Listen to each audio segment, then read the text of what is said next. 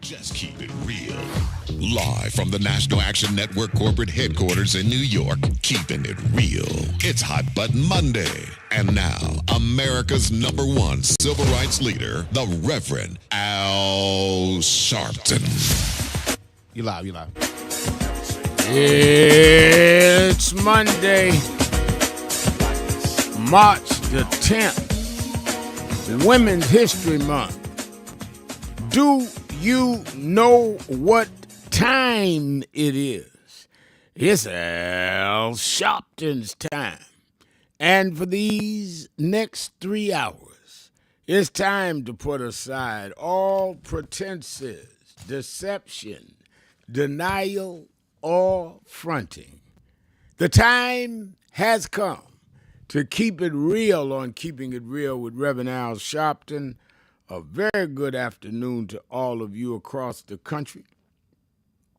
Good morning to our West Coast listeners, and welcome to all those listening on Sirius XM, Channel 126, The Urban View, where talk empowers and becomes action. I'm coming to you live from our National Action Network headquarters in New York. And as we start every week, it is Hot Button Monday. Whatever is on your mind, whatever is in your heart, all you have to do is call us at 1-877-532-5797, 1-877-532-5797. And we want you to be heard, and you will be if you call. All sections of this country, every region, and every state of the union. And you can also go on live stream. We're live right now at www.nationalactionnetwork.net, www.nationalactionnetwork.net, and you can put in on the live stream, you can put your comments, and I invariably will read some of the comments throughout the show as I take phone calls on Hot Button Monday. A lot is happening. We see it was interesting that when confronted by a reporter, President Donald Trump would not deny that his policies may lead to a recession. He said, well, I hate to say this, we'll see where it goes, but there's going to have to be some sacrifice to get to the ultimate good. Sort of a different posture than he had during the campaign. Because during the campaign, he said he was going to deal with all these things day one. He's now in his third month. And we have a recession, price of some goods. Everybody's talking about eggs and other things have gone through the roof. So that's one. Secondly, we see that the Republicans have proposed a budget to stop the shutdown that is scheduled for this week. And their budget is questionable, to say the least. They are saying, in effect, that they are going to cut situations. They're unveiling it. The unveiling of it was a 99-page bill, and it aimed to fund federal agencies through the 30th of September. It increases defense spending while cutting non-defense programs. And Johnson is pushing for a vote without any bipartisan support. Democrats risk a shutdown if they don't go with it. If Republicans lose one vote, and they've already had one say vote against it, they need Democrats to push this through. And part of the Democrats' problem with the bill that the Republicans are proposing is that its non-defense cuts lack protections for Social Security, Medicare, and Medicaid, and the flexibility it grants the Trump administration. So if they're not locking in that they're not going to touch Social Security, Medicaid, and Medicare, the Democrats say, well, why should we trust that they'll do the right thing to pass it through? So we're looking at that. Look at the fact that President Trump has cut $400 million from Columbia University, and he's targeting more schools for alleged anti-Semitic failures. Now, the administration, Donald Trump, has withdrawn $400 million from Columbia and targeting other universities that said that they allowed blanket anti-Semitism going on in the campus. Same time, they have ICE has gone after one of the leaders at Columbia, one of the student leaders of the protest around Gaza last year, and it seems as though, despite the fact he has a green card and is supposed to be here, they are excluding him from the country. So it's not a question of are we going to see signs of Trump trying to become an autocrat. No, we're seeing evidence. Cutting $400 million from Columbia University because people protested and what he said had language that was anti-Semitic, and I don't agree with language of anti-Semitic, but how's the school responsible for that? And are y'all going to cut funds for people that say things that are anti-black or anti-anybody? So we open the week with possible recession. We open the week with slashing of school budgets. We open the week with this stopgap bill by the Congress, the Republicans in the Congress, that could cost us more inflation and could go into the reserves for Social Security, Medicaid, Medicare. And, of course, we see every state moving in two areas towards states' rights. Don't ever forget that the Civil War was about states saying they had the right to deal with slavery and any other issue they wanted. They didn't want a overall government, national government, that could dictate to them. So they had a states' rights movement. Lincoln and the Union said union. If we all one country, some things are not left to you. And the first civil rights, major civil rights legal victory was 1954 with the Brown versus Board of Education decision, where the court, led by a Republican, Earl Warren, said separate is not equal. They didn't care how the state tried to rationalize it, separate was not equal, and it began an impetus that led to a year later Rosa Parks sitting on the front of the bus and a bus boycott and on and on. When you hear Donald Trump say that we want to dismantle the Department of Education and let the states run it, he's going back to pre-1954. He's going back to states' rights. Because if the states run it state by state, they will decide where the funding goes, and certainly in our communities, we won't get our share. They will decide the curriculum. There will be no teaching of black history or any other history of color. States' rights is what the whole movement against slavery was all about. They're also moving on voting. In many states, they now got these strict voter ID laws. They have this You can't even pass out water to people standing on line. They have gerrymandered districts where the district lines have been cut to protect some of those that are in office. Yesterday, I was in Selma, Alabama, joining others for the commemoration of the 60th anniversary of the voting rights march there that ended the first day with John Lewis and Hosea Williams and Amelia Boynton. All of them were beaten savagely and tear gas on that bridge, which led to international outrage, which therefore led to the Voting Rights Act of 64.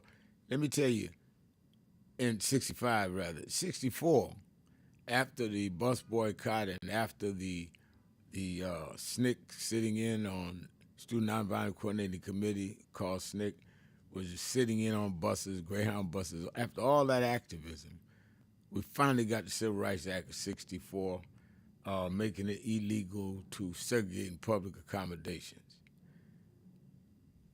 Andrew Young tells the story that at the signing of the bill, Lyndon Johnson, who was president, then handed Dr. King one of the pens, and Dr. King said, now we need voting rights. And Johnson threw up his hands and asked exploration, saying, I use all of my political clout to get the civil rights bill through. Martin, I don't have no power to get this voting rights bill through. And Andrew Young says when they left the White House, coming down the steps, they asked people, what is as they was coming out, people were saying, what's the next step? And Andrew Young said to Dr. King that, well, didn't you hear the president? He said, he ain't got no more power. Then what are we going to do? And said, Dr. King looked at Andrew Young and said, we're going back down south and get him some power. And that's when they headed to Selma after the killing of Jimmy Lee Jackson, led to the Voting Rights Act. 60 years later, they're weakening the vote. That's why we were in Selma yesterday. I'll tell you more about it after the break.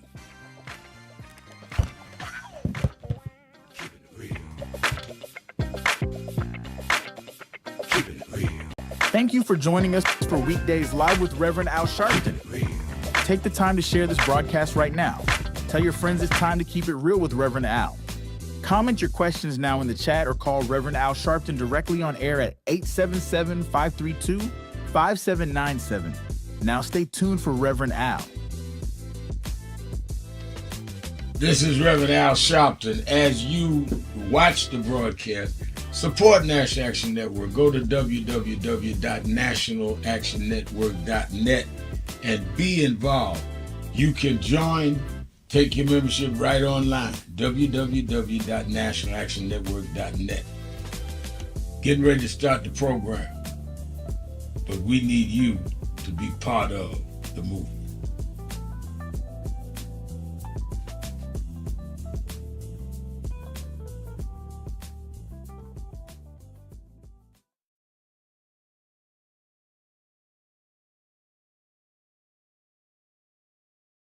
So who is Al Sharpton anyway? Who is this 33-year-old preacher without a church? A number of black New Yorkers as well. He is little more than a pudgy exhibitionist who can be counted on to show up, bullhorn in hand, at every racial incident.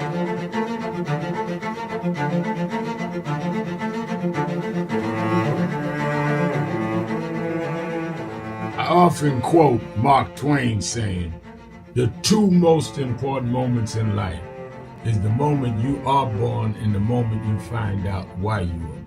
I had a very troubling conversation the other day that prompted me to do this little video. Young man that I've known a while came to me and he was crushed. I mean, really crushed, because people were criticizing his work. He's in the ministry, but he's also an actor. And he said he couldn't understand why people were jumping all over, criticizing him, trying to find scandalous and derogatory things about. And I told him, I said, you know, you very young. You don't know the road I've traveled. They call me everything but a child of God. A blabbermouth, a loudmouth, too flamboyant, an agitator, a racist, I had to learn. Yeah, right. I was not defined by how others saw me. I was defined by how I saw myself and whether I was being true to myself. Some of you watching this don't like me. And it doesn't matter as long as I know what I'm doing. And I like me for being real.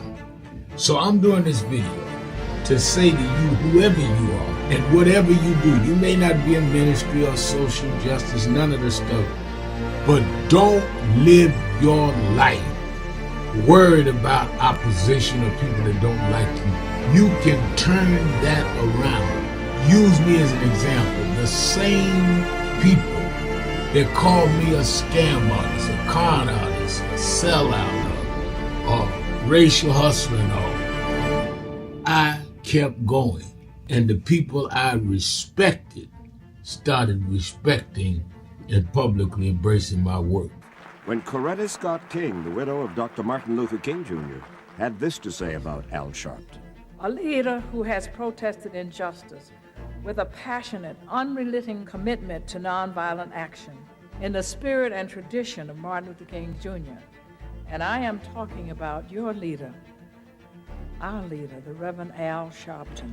The other thing that hasn't changed is the National Action Network's commitment to fight injustice and inequality here in New York City and across America. And that's not only a testament to Reverend Sharpton, it's a testament to all of you who are here tonight. First and foremost, to Reverend Sharpton. I saw him when he first came on the scene, and I have marveled at his tenacity, at the development of his intellect, and his devotion to our movement, and much he has contributed to the world we are experiencing. I am honored, and I must say that when I had my debate with Dr. King on the issue of the church and religion, he didn't warn me that after his departure, his space would be filled by another preacher, and that preacher would be Al Sharpton. All you want in life is people that matter to you to say you did all right. And more important, that you can look in the mirror and say you did all right. Thank you, Rev. Thanks for that introduction. Look, we've known each other for a long time. I'm grateful not only for your leadership and partnership, but quite frankly, more importantly, for your friendship. And thanks to all of you, members of our nation's most important civil rights organization. You have been, over all of your years, such an extraordinary leader. You are a voice of truth, a voice of conscience, a voice of practicality around what we must address and what we can do.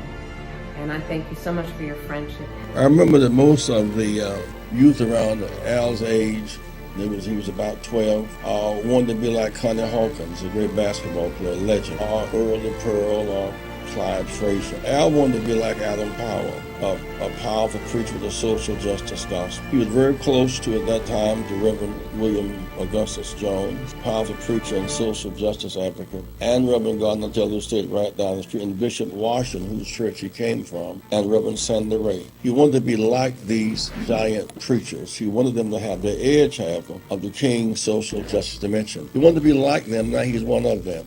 Perhaps taller than most of them because of the risks he has taken and the reward God has given him with his gift. I remember so well that I first escorted him to jail. He was around 13 years old, with the jail fighting the ANP. He was in the lineage of our struggle. He grew up in it. We didn't just see him on TV one night. He didn't happen. He came bottom up, not top down.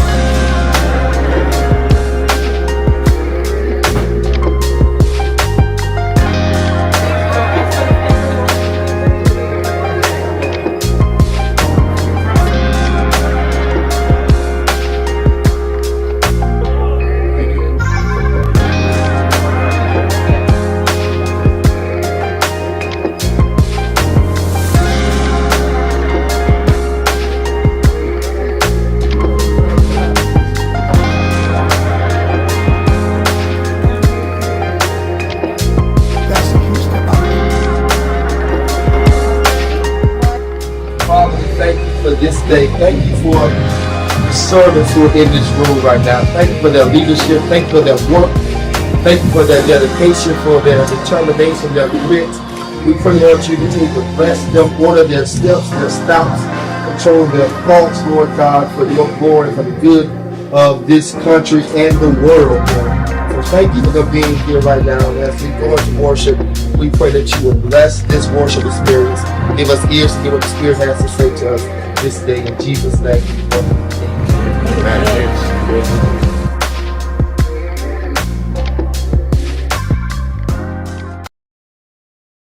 Thank you for joining us for Weekdays Live with Reverend Al Sharpton. Take the time to share this broadcast right now. Tell your friends it's time to keep it real with Reverend Al. Comment your questions now in the chat or call Reverend Al Sharpton directly on air at 877-532-5797. Now stay tuned for Reverend Al. This is Reverend Al Sharpton. As you watch the broadcast, support National Action Network. Go to www.nationalactionnetwork.net and be involved. You can join, take your membership right online, www.nationalactionnetwork.net. Getting ready to start the program, but we need you to be part of the movement.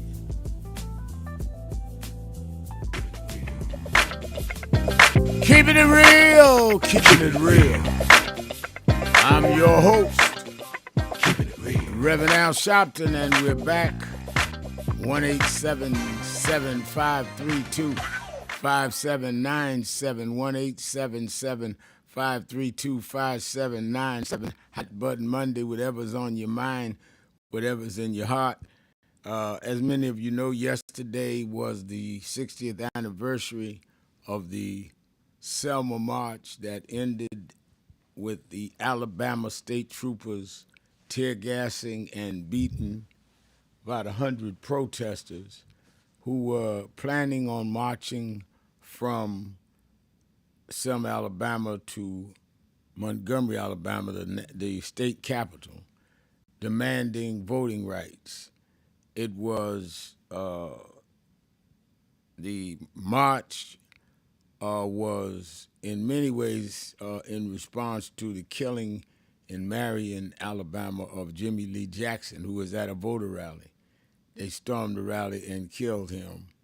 And many of the local area activists, including Amelia Boykin, appealed to Dr. King and others to come in and do something in the state as a result of Jimmy Lee Jackson's death.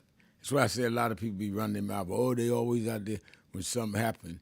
You always use something that happened as the impetus to make change.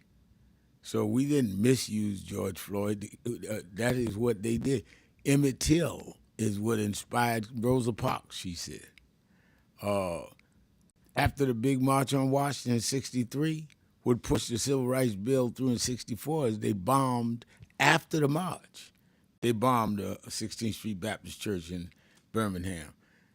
On and on and on. The beating on the Edmund Pettus Bridge is what gave President Johnson the power that he didn't have, as I told you last segment.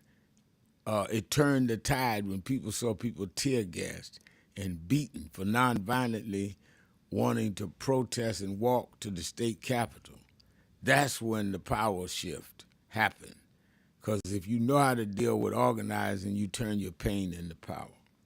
And I've been going the last maybe 25 years. Yesterday, I went and some of us spoke at the at the church services before the march, and then we joined the march. And Senator Raphael Warnock, Reverend Senator Raphael Warnock, did the sermon at the church, and then the minority leader of the House, Hakeem Jeffries, spoke, and others spoke, I spoke, and then went to the march. Thousands were there. One of the things that was interesting to me about the march yesterday was that it was a lot of young people, and they were all ready and saying, we got to fight back. And I put on the live stream some of the behind the scenes where Hakeem Jeffries and Reverend Senator Warnock and all were meeting with me, and the pastor Culliver and other leaders in civil rights. Joy Reid came. She was with us there yesterday. And it was really a pledge to re-energize and ignite the fervor of we're going to fight back against those that want to end DEI, against those that want to take our right to vote. So don't be deceived. People are ready, and that's why we're doing what we're doing. Let me say by way of announcements, and I'm going to the phones at 1-877-532-5797, and you could also go online, watch it live stream, www.nationalactionnetwork.net, and you can put your comment in, and I'll read your comment. Let me say by way of announcements, don't forget to watch every Saturday and Sunday Politics Nation with Al Sharpton, live at 5 p.m. Eastern Time on MSNBC. This weekend I had Congressman Al Green on Saturday night talking about he was censored for standing up protesting during Trump's speech. They never censored Marjorie Taylor Greene, who interrupted Biden's speech several times. Never called for censorship.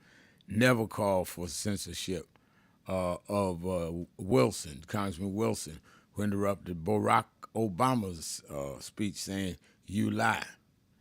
But when a black man stands up and do it, the whole Congress comes together and says, we going to reprimand him.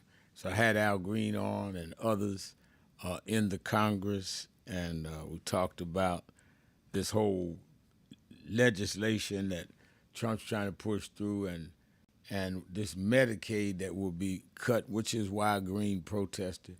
And then last night I did it live from Selma, right there at the foot of the bridge at the Voting Rights Museum.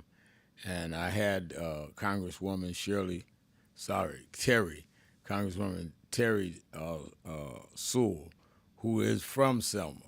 And she was on the show with me, Congressman Figers, who just was elected there, and Congressman Jonathan Jackson of Chicago was on.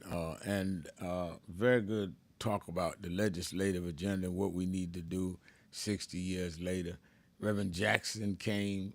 He, because of the Parkinson's, can't really speak clearly and is wheelchair bound, and we wheeled him over the bridge. He started with Dr. King at the original Selma. He went to Selma as a student and talked his way into working with Dr. King. So we must stand up and fight back.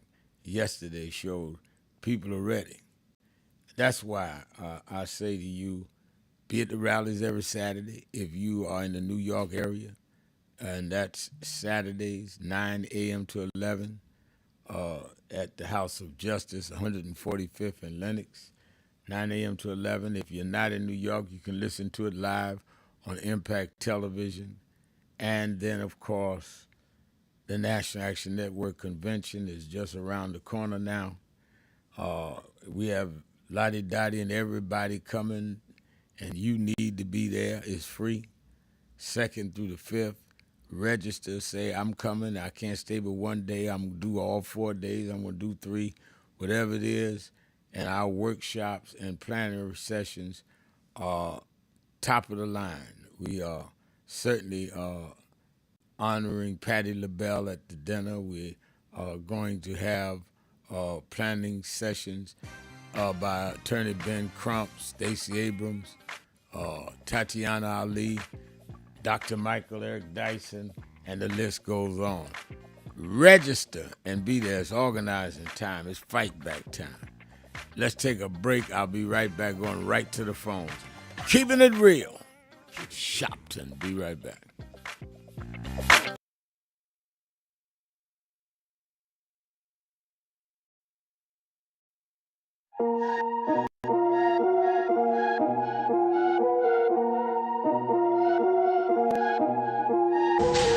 The more you grind, the more you realize that people look and behave exactly like the choices they make every day. Whatever your choices are, how you eat, how you exercise, how you handle your temperament, how you handle challenges, whether you're disciplined, all of that is reflected in how you appear and how you behave every day. Your daily choices. That's why no matter where I am and no matter how much I have to do, I stay on my grind, working out, watching my diet, and trying to deal with my temperament because my behavior is a reflection of my choices that I make every day. And I don't worry about people being in opposition. People that oppose you are the ones that believe in your power and your potential more than anyone. If they would oppose something that didn't have some force and power with it. So make your daily choices carefully and be very loyal and committed to the choices you make.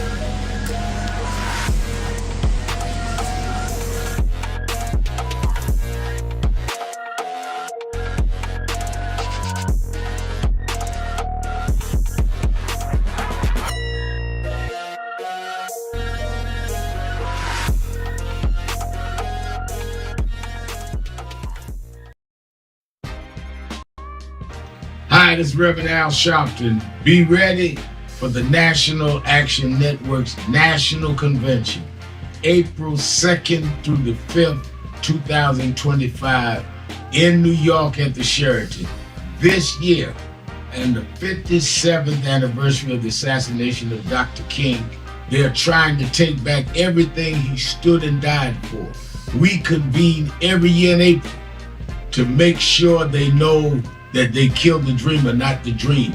We have workshops on everything from business development to dealing with our legal needs, from police reform all the way to how we deal with sentencing, how we deal with immigration, how we deal with the arts and entertainment. We have big names that come every year, but don't come for the big names, come for the big plans and the big execution. Register now.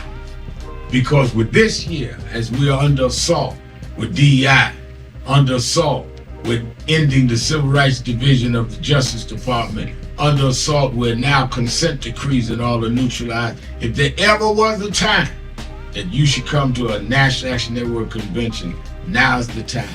We don't need a lot of philosophizing. We don't need a lot of showing how smart you are. We need action. We plan action and then we go and do action. I'm looking for you. Go to www.nationalactionnetwork.net. We have no registration fee. You don't pay to register. Just get here and let's get it on. National Action Network Convention, April 2nd through the 5th. I'm going to look for you there.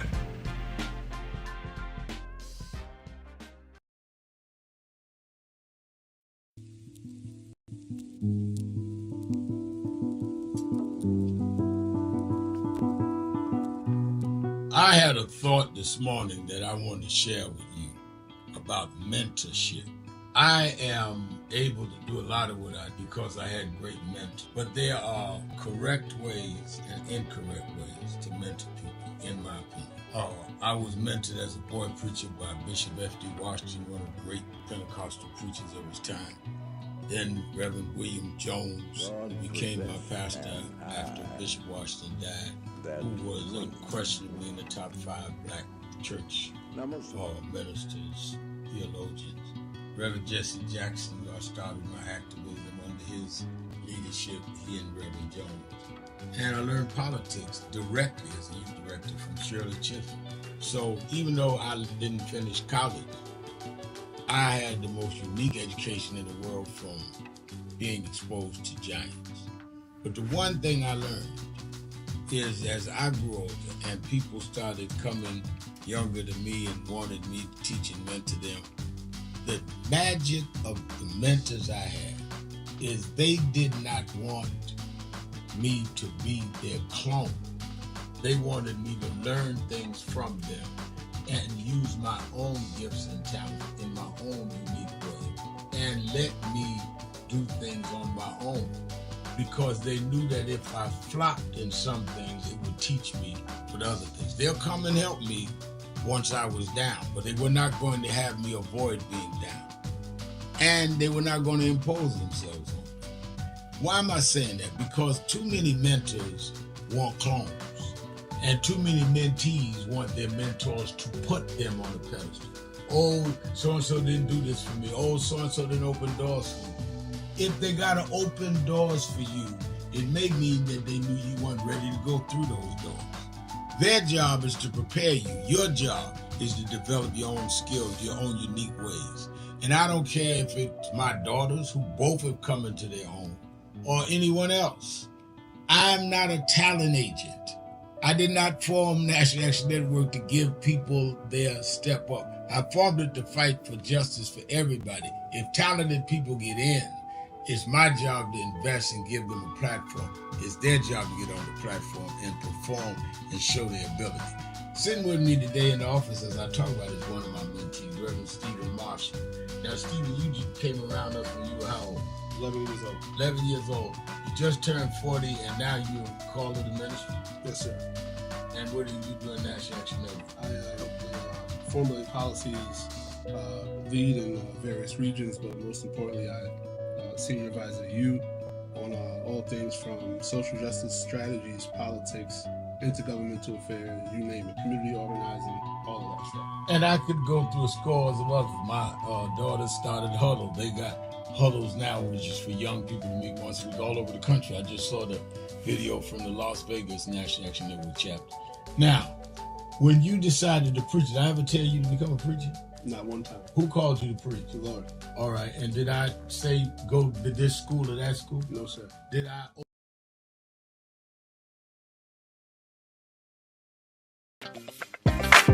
Reverend Al Sharpton is Hot Button Monday.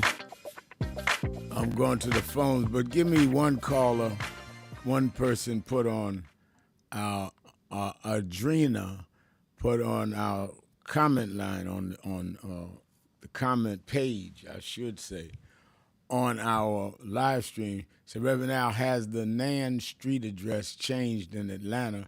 People's Street address shows it permanently closed. And I just checked it, and we're straightening out Google. They are there in the office right now. I talked to them at 632 People's Street in Atlanta, and I'm just told that we fixed Google so it doesn't say that anymore. But they are functioning. National Action Network Atlanta chapter out of 632 People's Street. Damon Byam, who was with me in Selma yesterday, and Miss Edith and them are in the office right now. But thank you for alerting us to that so we could get it correct. I think it was striking to me. Let me read what Kennedy Marie Shabazz said, because it kind of, when I was reading, I tried during the intermissions to read some of the comments. She says, it was simply beautiful. I felt the ancestors there, and my father was on that bloody Sunday march. I have to go. It's amazing feeling to see so many people and our younger generations, how they stood up. It was awesome yesterday. I really was glad. I was glad to do it, helping to push Reverend Jackson, who was one of my mentors, but also sitting around and talking to some of the young people. I ended up doing my show from there, so I stayed after the march and that 2 or 3 hours before we went live from Selma and talking to some of the young people who really want to get involved and just don't know how, and we talked it out. And it was an awesome experience. All right, let's go to the phone. Let me start in Chicago with my dear friend, the beloved Miss Eunice. Miss Eunice, you're keeping it real with Al Sharpton. Good afternoon, Rev. How are you? I'm doing very well. You know, Reb, I was just thinking, in 3 months I'll be 92 years old, and I'm no ways tired yet. Wow. God bless you. Wow. Thank you. I'm praying for you always. You are in such demand to help, and you do. And thank you, Reb, for all that you do. I love you so much. Thank you. Love you back. And God bless you. When I think, Reverend, back over all the things that we went through as a people, and now having to continue again under this administration, if we don't come together as human race, we will be doomed. It's Bloody Sunday in another way now. They're talk of taking all our centuries away we need to survive. And we are in dire straits. I can hear Mary Trump's words that our uncle was dangerous as well as his enablers. And so we must continue the fight. And, you know, I was thinking back over what happened with Mr. Green. What are the other elected officials saying? Have you had a chance to talk to any of them? I talked to some of them that were there in Selma, and most of them said that they were supportive of Congressman Green. They knew he was on my show the night before. He was on Saturday, and I went down late Saturday night, but I talked to some of them Sunday. And I said, well, why ain't y'all vocal? I was expecting a bunch of them to step out there and defend him, and I hadn't seen that. And I was very concerned about that. They should not leave him out there by himself. That's why I had him on the show, and he immediately came on. In fact, he'll be at our convention. He's confirmed Al Green will be at National Action Network's convention. I don't think that when we see them do somebody wrong, we leave them out there by themselves. That was my thought, and thank you so much, and I'll talk to you again on Friday or before. All right, thank you for your call. As always, let me go to J.R. Chandler in Houston, Texas. J.R., you're keeping it real with Al Sharpton. Yeah, let's keep it real. Good afternoon, Al. I'm calling about starting a base here for National Action Network. I was told that it's not one. We had a base there, and in fact, I talked to the chairman the other day. Hold on a minute. Let me get your information. I need you to hook up with the people that are doing Houston, because maybe they need some new energy. But hold up. Y'all give me her number so I can call Houston in the break. Okay, I got some other stuff, too, I want to talk about. Go ahead. Do that before you... Go ahead.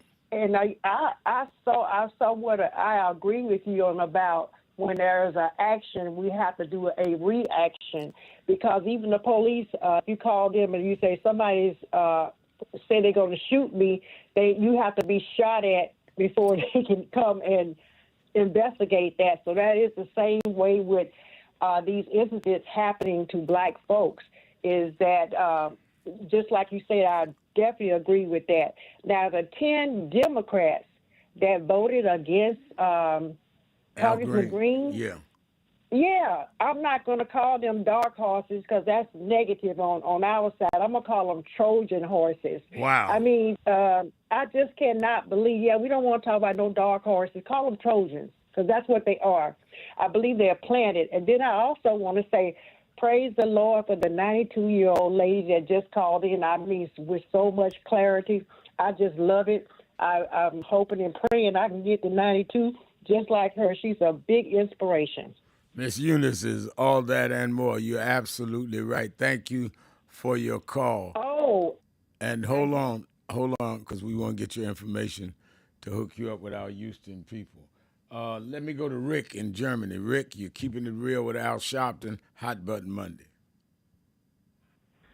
Good day, Brother Sharpton. Good day to you. I just wanted to talk briefly about the U.S. and Trump and Russia and Putin. Both countries have downsized their space programs, and in the West, the wealthy are trying to rebuild the space programs. But both countries as nations, they are focused now on the earth. Fossil fuels, land, weather, war in the Ukraine, and war in Israel. Russia Russia is the top of the Asian continent, and climate change and the melting of Siberia is very clear to the Russian people. White Western Russia and Siberian Asian Russia. And Trump has now pushed the war in Ukraine off onto Europe. And now Europe is setting aside billions to rearm as the European Union. I think Trump is playing a dangerous game with Putin, and we'd better pay attention politically and in terms of the vote come 2028. I'm done, brother man. All right, thank you for your call as always. And let me try to get in Ken from Philadelphia, Pennsylvania. Ken. Greetings, Reverend. Good Reverend Sam. Greetings to you. As I've said many times here in Philadelphia to people, if we vote for this guy who is now president, we're going to be running around like a bunch of Palestinians out here. And quietly, as is kept, we got a couple of things that we really need to do. And we need to start getting our people voting. We need to start getting people registered. And I don't think that we need to continue to have Mr. Trump as the president of the United States, because he has said you won't even have to vote for him for the next presidency. This is a quote almost. Yeah, it is. So we got to be real careful. You know, this guy was actually, and I've said it many times on your show, he was actually co-sponsored by the Ku Klux Klan. Maybe y'all don't remember the Ku Klux Klan. When I was like 15, the Ku Klux Klan were hanging people out here in Philadelphia, believe it or not. So we got to be real careful here, because if we're not, we're going to hook up with the wrong people. We're going to find ourselves at a war, and we don't need to have a war here inside of Pennsylvania, nor in the United States. And we got to move on with this here thing so that we get things right. Sir, could you give us that Lenox Avenue address again and the time? The rallies that are at 145th Street and Lenox Avenue every Saturday, 9 a.m. to 11 a.m. at the House of Justice, 145th and Lenox. Thank you for your call, and I'm looking for you to come up one Saturday, or definitely come up for the convention. Do I have time for another call, or should I go to break? Let's go to break. Let's go to break. I'll get you on the other side of the break. Keeping it real. Sharpton. Hot button.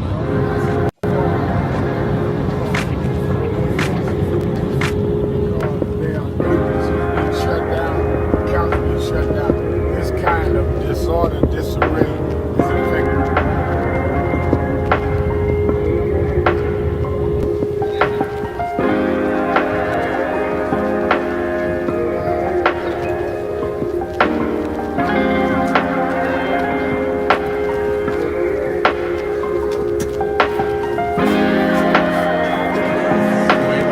Just me.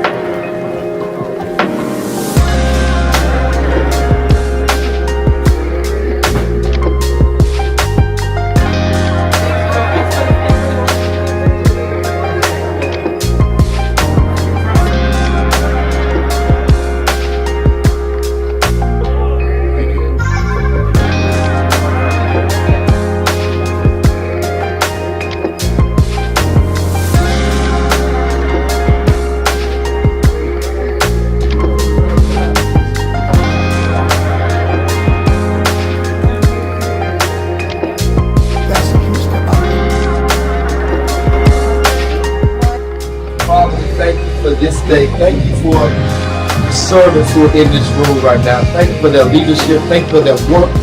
Thank you for their dedication, for their determination, their grit.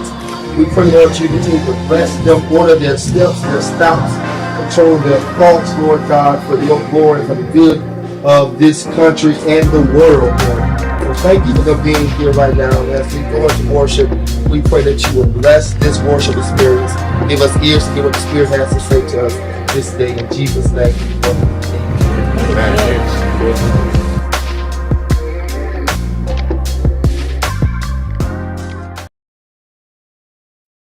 Stop telling yourself you're not confident of what you could do.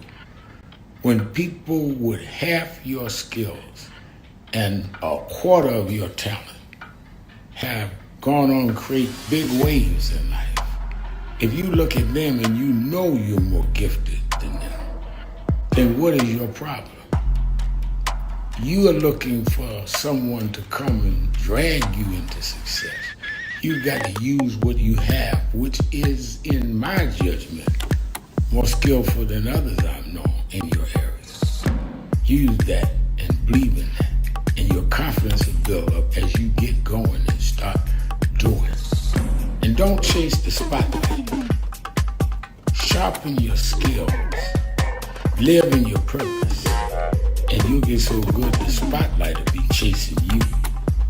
Be so good they can't help but talk about you and put the spotlight on you. You don't get your energy from chasing the spotlight. You get your energy by chasing your purpose. The spotlight and other adulation will come with it. Have a great day.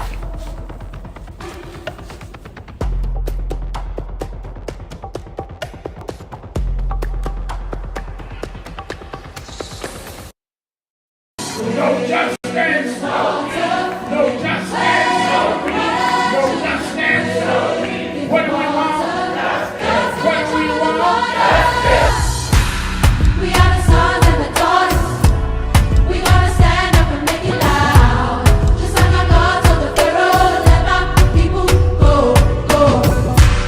We are a new generation from the ones who have come before. He's calling us into freedom.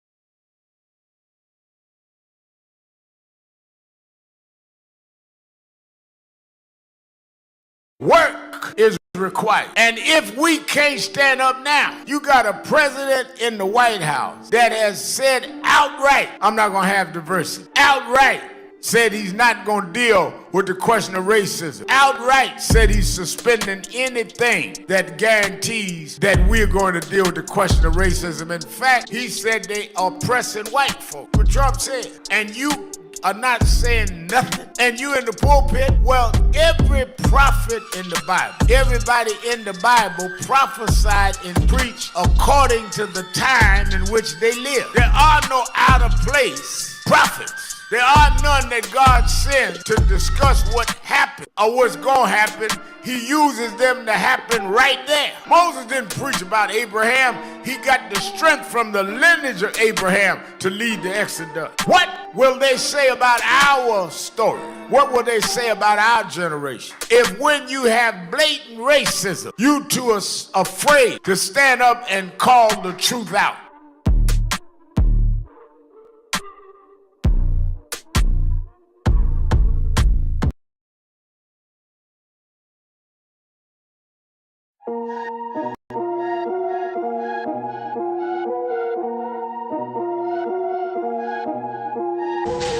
The more you grind, the more you realize that people look and behave exactly like the choices they make every day.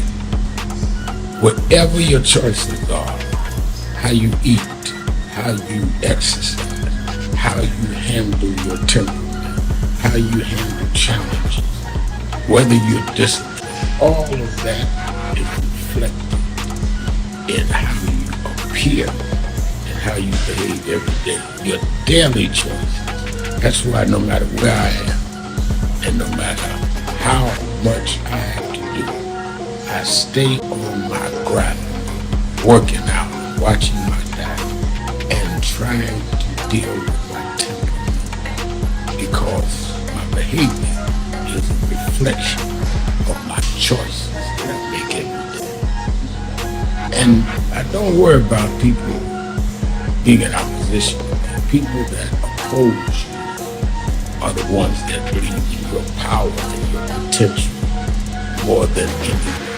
But they would oppose something that didn't have some force and power with it. So make your daily choices carefully and be very loyal and committed to the choices you make.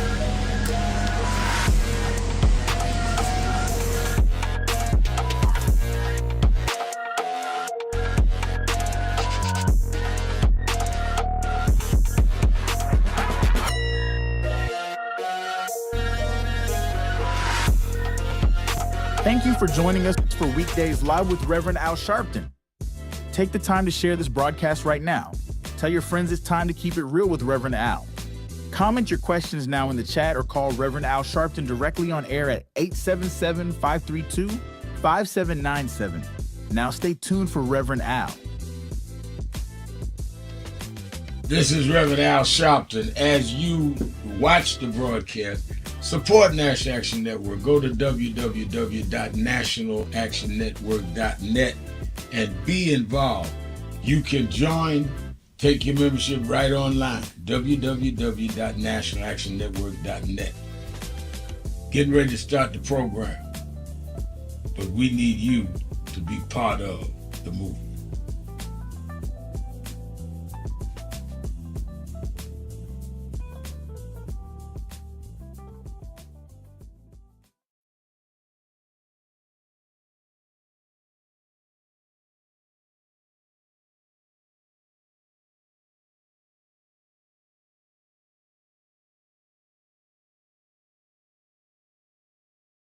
Work is required. And if we can't stand up now, you got a president in the White House that has said outright, I'm not going to have diversity. Outright said he's not going to deal with the question of racism. Outright said he's suspending anything that guarantees that we're going to deal with the question of racism. In fact, he said they are oppressing white folk. What Trump said. And you are not saying nothing, and you in the pulpit. Well, every prophet in the Bible, everybody in the Bible prophesied and preached according to the time in which they lived. There are no out of place prophets. There are none that God sends to discuss what happened or what's going to happen. He uses them to happen right there. Moses didn't preach about Abraham. He got the strength from the lineage of Abraham to lead the Exodus. What will they say about our story? What will they say about our generation? If when you have blatant racism, you two are afraid to stand up and call the truth out.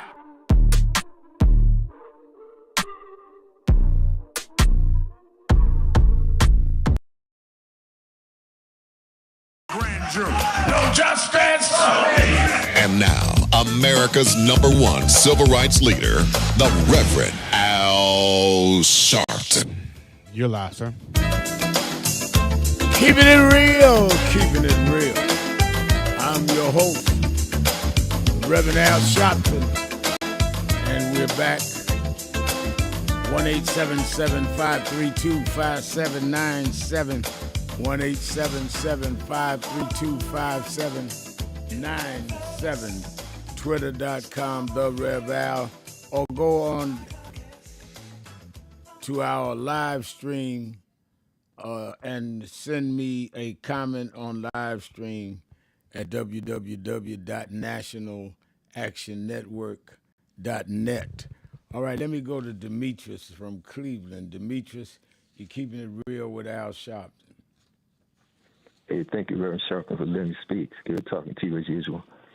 I just want to comment the march y'all had yesterday to reminisce the Selma protest. It is very beneficial since they're really trying to, get rid of black history here in this country. So it's up to us as black people to make sure that the next generations know about our history, so they can struggle as well against oppression, against racism, and against equality. Because evidently they're trying to take away, the struggles we had from out of the public schools and probably out of the private schools, since they receive funding sometimes from the federal and from the state government. And also, I believe Congressman Al Green, he did the right thing because he had to be forceful, to come back at Donald Trump. Because the situation we're in is real dire. When it comes to Donald Trump wanting to cut aid, from education, from public assistance, and from different grants, and from those people trying to get on their feet. Because they not just giving money away. That's money that people earned. Because evidently he's giving money away to the big businesses. So the other Americans deserve the same type of breaks as some of these big businesses that's in cahoots with him. The people have to realize when you look at other countries around the world, say where the immigrants are fleeing from, this country going to be going down the same path those countries are, where people are leaving. Because you look at those countries, you have the rich, then you have the poor. The rich, they use other people to maintain their power with different gangs. Same way like in Haiti, in Jamaica, and in other parts of the world. You have these so-called gangs that they really use as political tools by political parties. So you have the rioters on January the 6th when Donald Trump, lost the election to Joe Biden. When you have those people rioting, there's purpose of a game. When you have Donald Trump pardoning certain people, who stormed the White House or people out here committing crimes, he pardoned those people. To me, his future plans to use those people, to further what he wants done in the future, because he doesn't want to leave office. So people have to realize, that this country is going down a path of some of these countries around the world, with a division between economics. So people, when they go out to vote, they want to back Donald Trump and his agenda. Are they willing to be second-class citizens, to live in poverty, to live in violence on the streets day to day, and be denied proper health care? All you got to do is ask some of the immigrants who live in those countries what they had to go through. That's why they left. And this country be going down that same path. So the American people have to wake up and realize what's at stake when we go to the polls, where we let Donald Trump and some of his other backers in Congress carry out their policy when they want to cut budgets to some very important programs here in this country. And that's basically what All right. I want to say. Thank you for your call. And let me read this comment on on our live stream page. Was that Tricia said, Reverend Al, you put me to shame on that bike and elliptical. I had to step up my game. I hope I did help some people step up their game. Our brother that does our media and video, JT Challenger, and travels with me. So he goes down to the gym and some mornings film me working out in the hotel gym or at home. And I do that hoping that some people will see, one, I ain't just talking about it, I do it. And two, you should do it. And because you can't fake doing the elliptical and fake doing the pulls and the pull-ups. And I'm 70. If I can get up and do it at 4 o'clock in the morning, I'm up 5 o'clock, 5:15, I'm in the gym. Because you take your health seriously. We have, as a people, not been trained to look healthy because we were always taught to live on the edge. They wanted to train us like hamsters, eat the wrong food and all because it doesn't matter. You're going to work hard labor in the fields and plantations anyhow. We need to reorientate ourselves toward what we as free people should be about, and among them is being in good shape. And so that's why I purposely let JT post some of my workouts, because I hope at worst, I want some of the people that have gotten up in age to get up and work out. You don't have to be finished because you're older. I'm in better shape than folk half my age. I'm in better shape than I was when I was half my age. But I watch my diet and I work out. That's as much a part of the cause as any cause I fight. So I'm glad you sent that message, Tricia. Let me go to the live line. We're joined as we are every Monday at this hour to kick off the week. The one and only Democratic strategist, founder and CEO of Blueprint Strategies, LLC, Antoine Seawright. How you doing, Antoine? Rev, it's good to be with you on this Monday, and incredible job in Selma this weekend with all the various moving pieces. You were certainly the glue that held most of that together, so great job this weekend. Well, thank you. I saw your mentor and godfather, talked to him a while, Congressman from South Carolina.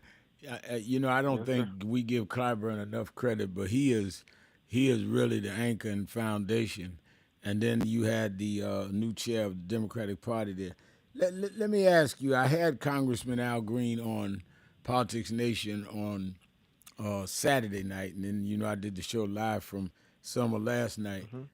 I think people underestimate how much the Congressional Black Caucus has been trying to do in the trenches, and how they could not get them to denounce Al Green in this double standard of voting to censor him when they never did it with Marjorie Taylor Greene. They never did it with anybody. Wilson that yelled at Barack Obama. And I think sometimes we take for granted the fact that a lot of our Congressional Black Caucus members was put under pressure, denounced Green, and they wouldn't do it. Well, Red, one of the lessons that I have learned and appreciated from the great Jim Clyburn that I think was passed down from the great Lou Stokes and the great Charlie Rangel and others who started the Black Caucus, the CBC, 1971, 13 members, was that you can't crack the caucus. And that principle and that foundation has been true since I learned that lesson over 20-something years ago. And I think it was Charlie Rangel or Lou Stokes who may have said that in a private meeting. Don't let the caucus crack. And that sentiment has been transferred and passed down till today, where we have the largest caucus in the history of this country. Went from 13 to now 60 plus and growing. And when you see Al Green, you don't have to agree with Al Green in his strategy, but you have to agree with him in principle. The fact that Medicare and Medicaid will have consequential impact on Black America if these cuts are implemented. And when you're in a war and you don't know what you have that's going to work, what strategy you're going to use to fight that's going to work, you don't call off any strategy as a bad strategy. And so while it may not have worked for some in the House Democratic Caucus, there are certain communities who applaud Al Green for standing up fighting the big bully Donald Trump. No doubt about it. And I think that you laid it out exactly right.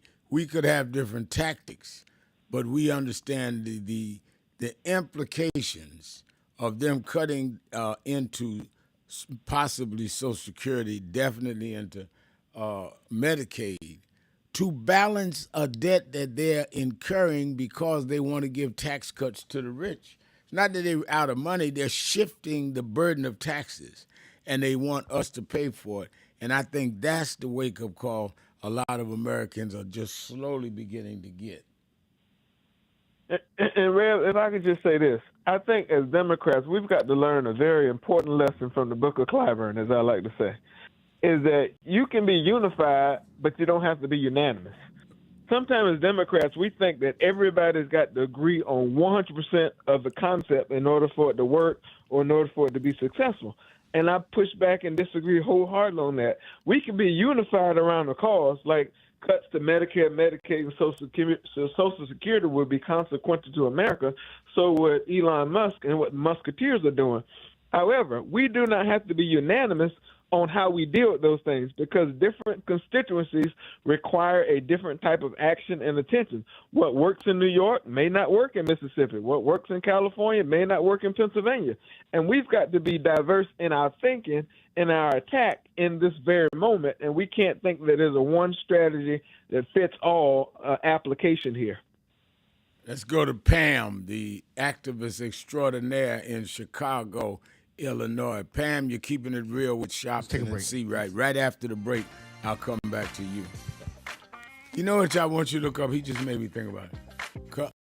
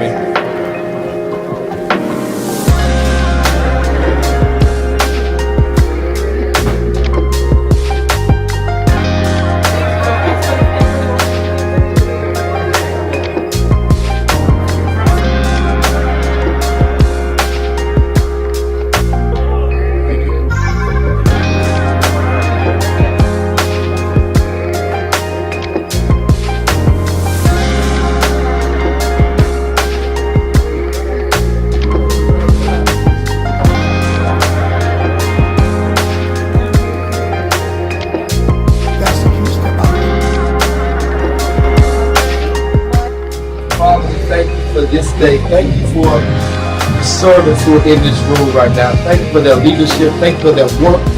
Thank you for their dedication, for their determination, their grit. We pray, Lord, you continue to bless them, order their steps, their stops, control their thoughts, Lord God, for your glory, for the good of this country and the world, Lord. So thank you for them being here right now. As we go into worship, we pray that you will bless this worship experience. Give us ears to hear what the Spirit has to say to us this day. In Jesus' name. Amen.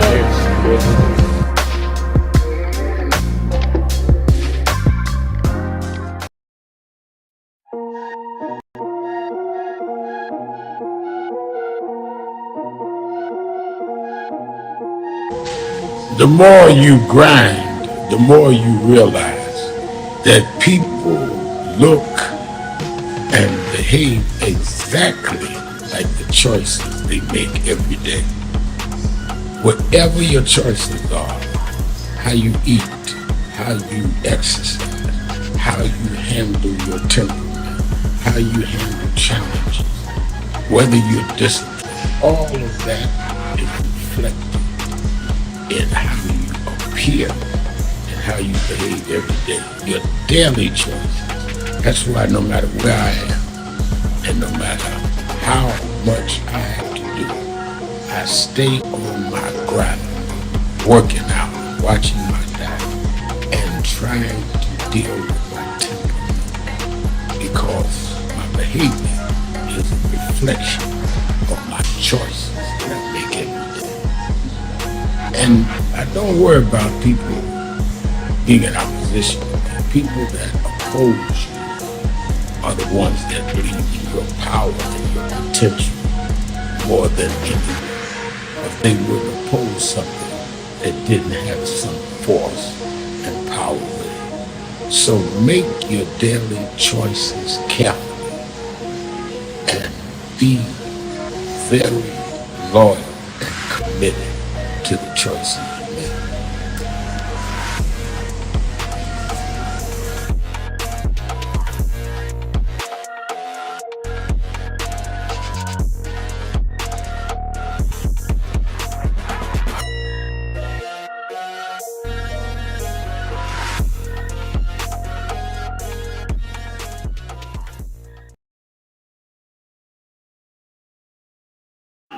Beyond law, I love you beyond life and see the ways that God has brought you. Oh, anybody is the mother-in-law of truth and exemplified loyalty and commitment. National Action Network Live with 107.5 Dr. Al Sharpton. No justice, no peace. What do we want? Justice. What do we want? Justice.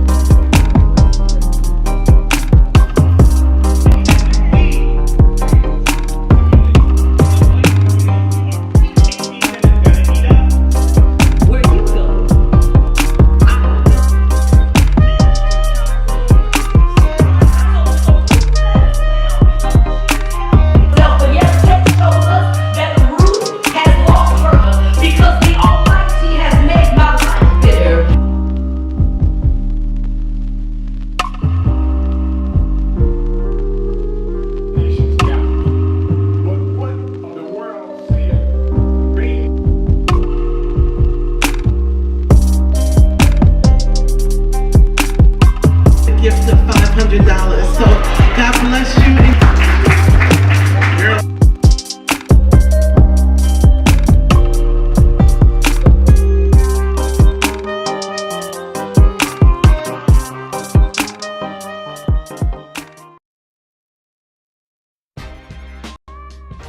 Hi, this is Reverend Al Sharpton. Be ready for the National Action Network's National Convention, April 2nd through the 5th, 2025, in New York at the Sheraton. This year, and the 57th anniversary of the assassination of Dr. King, they're trying to take back everything he stood and died for. We convene every year in April to make sure they know that they killed the dreamer, not the dream. We have workshops on everything from business development to dealing with our legal needs, from police reform all the way to how we deal with sentencing, how we deal with immigration, how we deal with the arts and entertainment. We have big names that come every year, but don't come for the big names, come for the big plans and the big execution.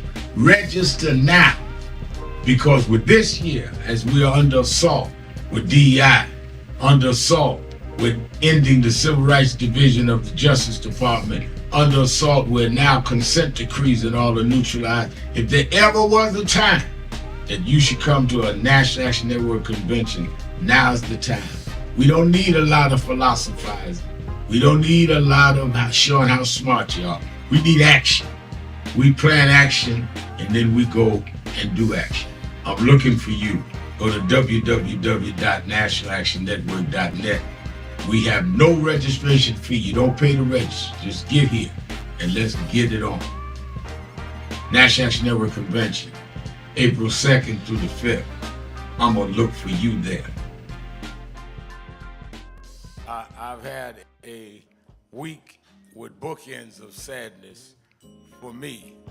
On Monday, I believe, we got word of the passing of Roberta Flack. And Roberta Flack, many of you that's been members of NAN for years, she supported this organization. I first met Roberta Flack when I was about 12 years old. And I had just joined the Brooklyn chapter of Operation Breadbasket.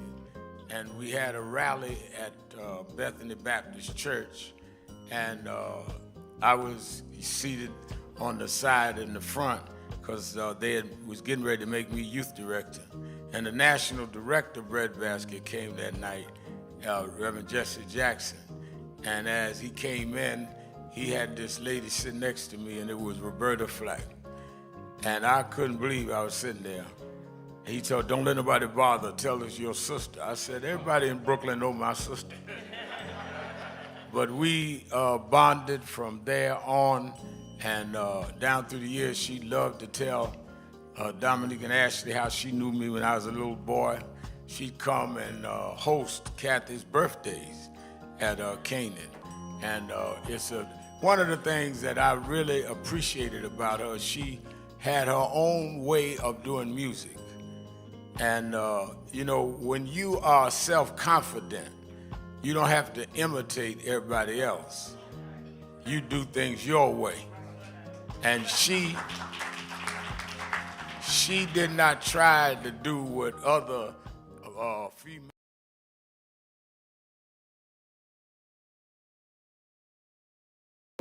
Let's go to Sister Pam, the activist extraordinaire of Chicago. Ooh, good afternoon. Thank you, Reverend Sharpton, and hello to Antoine. Thank you. I hope this day finds you both well. Yes. Hey, let me just first say, Miss Eunice, be clear that she does more in her 80s and 90s than people do in their 30s and 40s. Do you hear me, Reverend Sharpton? You know I hear you, and I know you're right.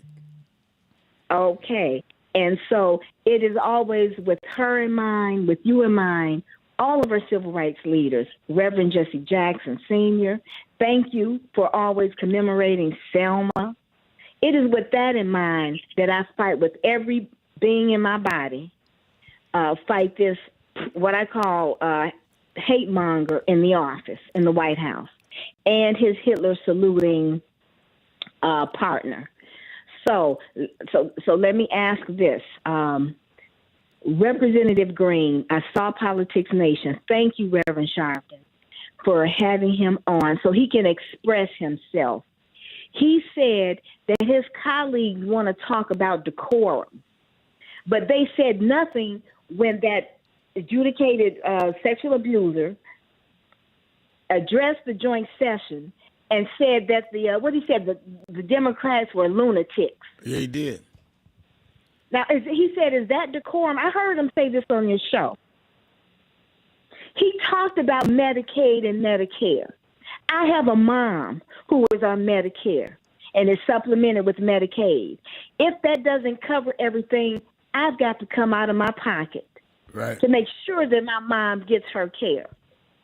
So this is serious, and we've got to push back. So to Antoine, I'm saying to you, oh, by the way, I also have contacted elected officials, and that number is 202-224-3121.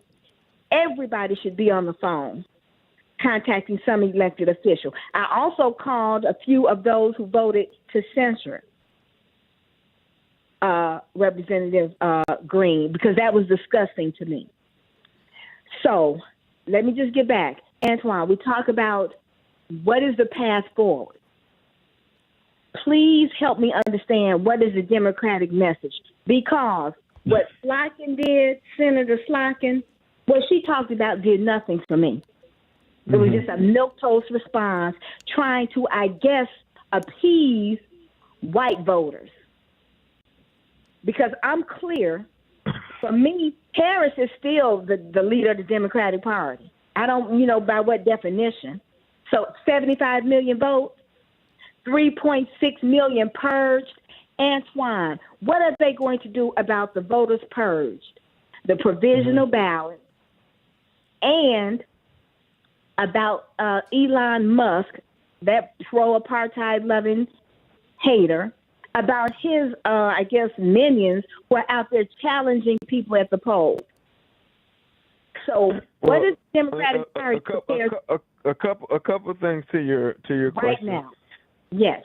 The name of the game for Democrats, because we're in the triple minority, the quadruple minority, presidency, Senate, House, and then as most measures would indicate, the courts. The name of the game for us is survive and advance. So I don't want to be on this program or any program, and I'll say this on TV later on this week. I'm not going to tell you that Democrats have a message, and I'm not going to tell you that we need to have a message, because the minority party's job is to raise chaos, and raise hell, and raise accountability. That's our job in this moment. Because if we go out and try to sell to the American people that we're going to do this, that, and the third in this moment, and it doesn't get done, and people can't always decipher the difference between who's in charge and who's leading, who's not, then they're going to lose even more confidence. So our job right now in this very moment is to fight one battle at a time, starting with this budget this week, where Democrats are fighting hard to say we're not going to support it because it cuts Medicare, Medicaid, Social Security, and a number of other safety net programs that are important to us. But on the larger front, I think the pathway forward for us is to fight these elections territory by territory, state by state, instead of trying to fight them all at once, and from a national standpoint. There's a lot of conversation about who the leader of the party is. I contend that you and me and others who are fighting these battles on the ground are the leader. And in the words of the late John Lewis, leaders do not create movements, movements create leaders.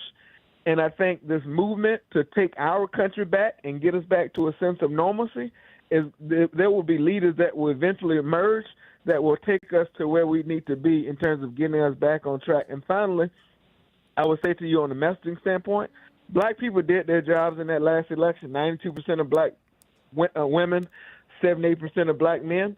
But there's some constituencies that we have to win back that Alyssa Slotkin spoke to and others in the party spoke to, and they have their own fights. But right now, in our community, we got to make certain that we button up our constituency because we are the lifeline keeping this country together in many different ways.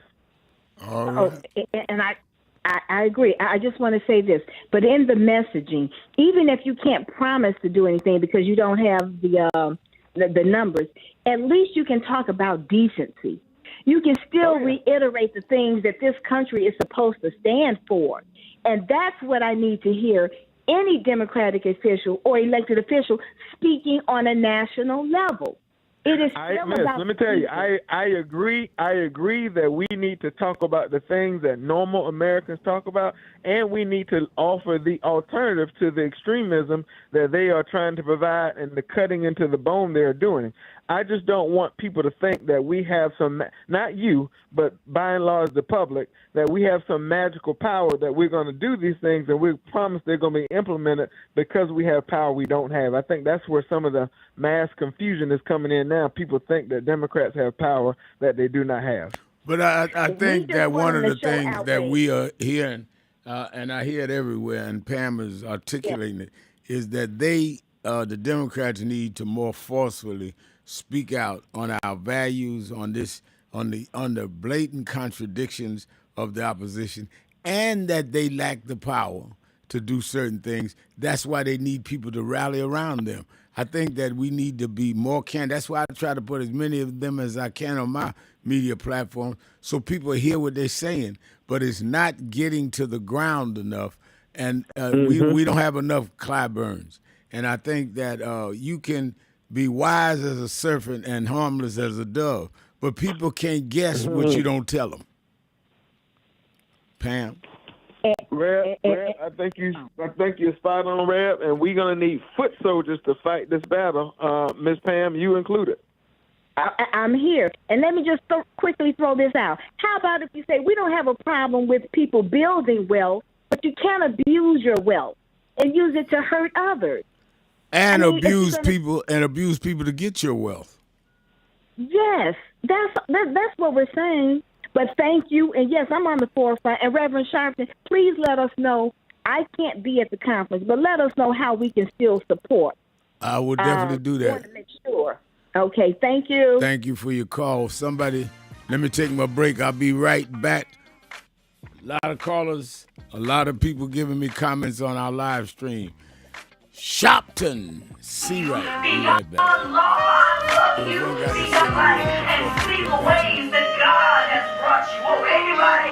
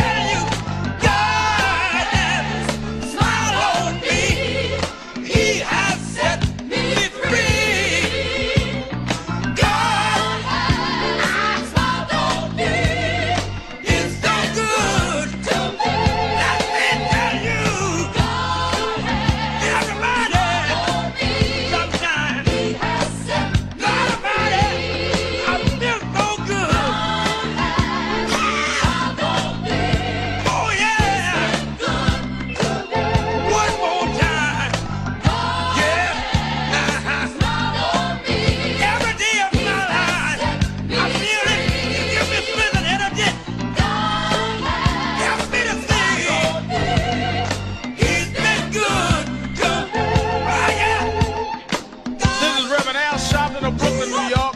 I've been traveling around the country talking to the radio announcers, the church people and the street people, telling them that God has smiled on me.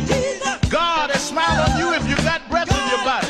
If he woke you up this morning and started you on your way. But I want to tell you some stories of people that God smiled on. We know the story of Dr. Martin Luther King, how he started way back in Montgomery, Alabama in 1955, trying just to get dignity, trying to get respect. And he went all the way to the mountaintop. But he didn't forget about the brothers in the valley. He didn't forget about those trapped in the alley. And I hear Brother Martin King say, God has smiled on me. He's been good to me. Let me tell you, God has smiled on me. It's been so good to me. Then I see as Dr. King went on, another man stepping to the forefront by the name of John F. Kennedy, who rose up and said, let's not stand back. Let's not wait for a handout. Let's wait for a way out. He said, ask not what your country can do for you, but what you can do for your country. He said, don't us gravel and don't us moan, because God doesn't smile on us. Let me say it. God has smiled on me. He has set me free. Let me say it. God has smiled on me. One more time. I want to say this song. I'll say God has smiled on me. He has set me free. Pick it up. God has smiled on me. He's been good. Then I went on by backstage at the Apollo Theater and I saw a man come out. They call him the King of Soul, James Brown. And James Brown said, Reverend, don't you worry. I started out as a shoe shine boy. I started out as a convict. I started out uneducated. But I learned to sing my song. And I sung it all over the world. I told him it was a man's world. I told him about the big payback. I told him Papa got a brand new bag. And all over the world, they can hear my voice. But Reverend, don't you frown. Don't you bow your head. Tell him what you told me, Brother Brown. I said, now God has smiled on me. He has set me free. Yeah. He has set me free. God has smiled on me. It's been so good to me. Then I went home and I told my mother what Brown told me. And she said, son, even though we don't have much, we don't need relief. All we need is belief.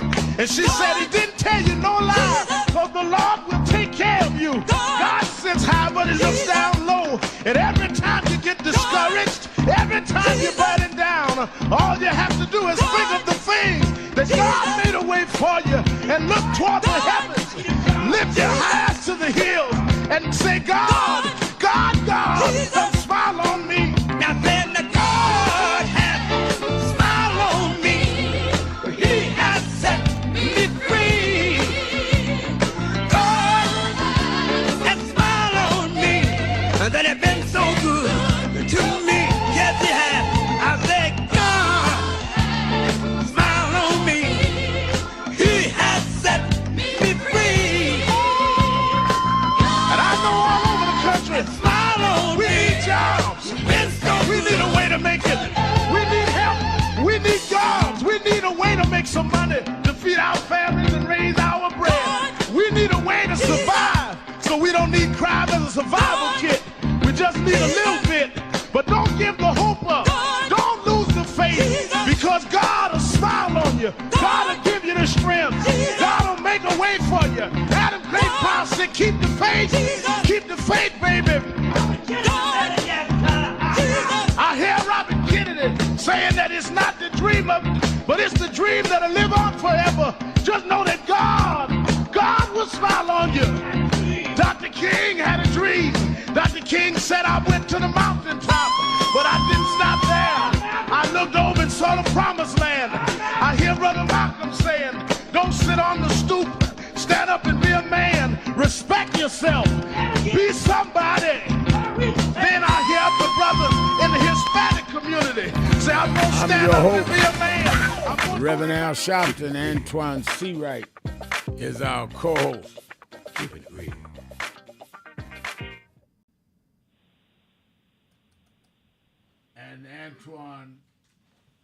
And Antoine helps kick off the week. Let me again repeat the announcements. Don't forget Saturday and Sunday, watch Politics Nation with Al Sharpton live at 5 p.m. Eastern Time on MSNBC. And like I said, Saturday night I had on Congressman Al Green and others. And last night I was live from Selma, had on Congresswoman Sewell from Selma, Alabama, talking about voting rights today. Congressman Fuges, who was just elected there in Alabama, the second black seat there, and Congressman Jonathan Jackson. You never know who I'm going to have on Politics Nation, but you know it's going to be right down to issues that concern us. So watch it every week. You that are in the New York area, or New Jersey, or Connecticut, meet me or beat me to the Saturday Action Rally at the House of Justice in Harlem, 145th Street and Lenox Avenue, 9 a.m. to 11 a.m. every Saturday morning. I'm there. And we had a great rally Saturday. We are like 4 weeks away from our national convention. People are gearing up.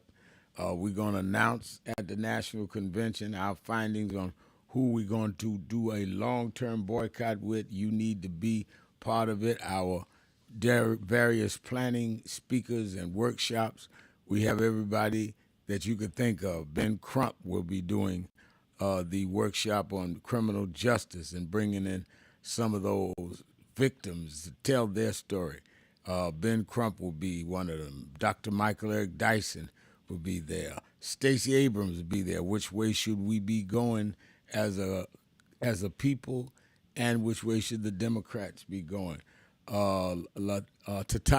Tanya Ali, who is, you remember from the Fresh Prince of Bel-Air, she will be at our women's luncheon. Reverend Ralph West will be preaching at our ministers' luncheon. 5 days, April 2nd through the 5th. Make sure if you can't go all 5, pick one day or half a day, but register so we can get the rooms large enough, the ballrooms to hold people for their respective and their preferred workshop. I'm going to post by Thursday the whole schedule on so you can say what it is there, but put your name on. We have thousands already on, so don't wait, because when I run out of room, I'm going to close it down. So you can register right now at www.nationalactionnetwork.net, www.nationalactionnetwork.net, or you can call the toll-free number at 1-877-626-4651, 1-877-626-4651. Antoine, let's go right back to football. Let me read some comments online. Christopher Morgan writes, you just had 4 years and you helped the illegals and homosexuals, but didn't do a damn thing for us black Americans. It's time for a change. Well, I think what you need to do, Christopher, is change your research material.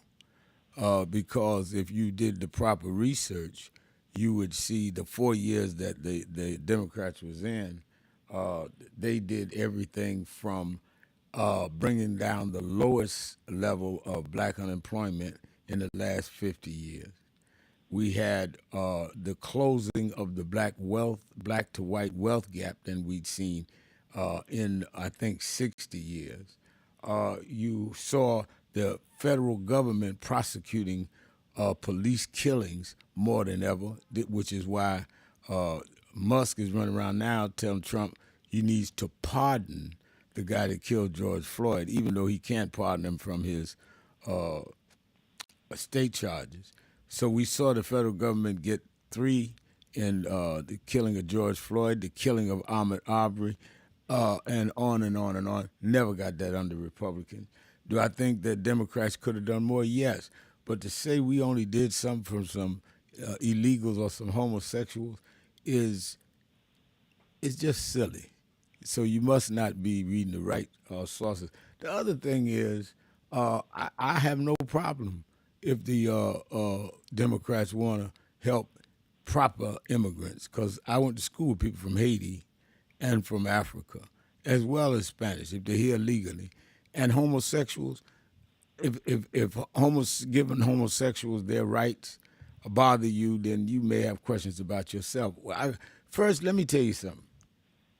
The first homosexual I ever met was in church. I grew up in Pentecostal church. Let's quit acting like we don't know them. You may not agree with it, you may not condone it, but don't act like they should be treated like they got the scarlet letter. That's not nonsense. Jesus healed people. Jesus didn't condemn them. And you can't tell a lie about ain't nobody done nothing for nobody. I just gave you 3 or 4 examples of what was done. Did Biden and Harris do everything I wanted? No. Did they do everything you wanted? No. But to say they did nothing is just an outright lie.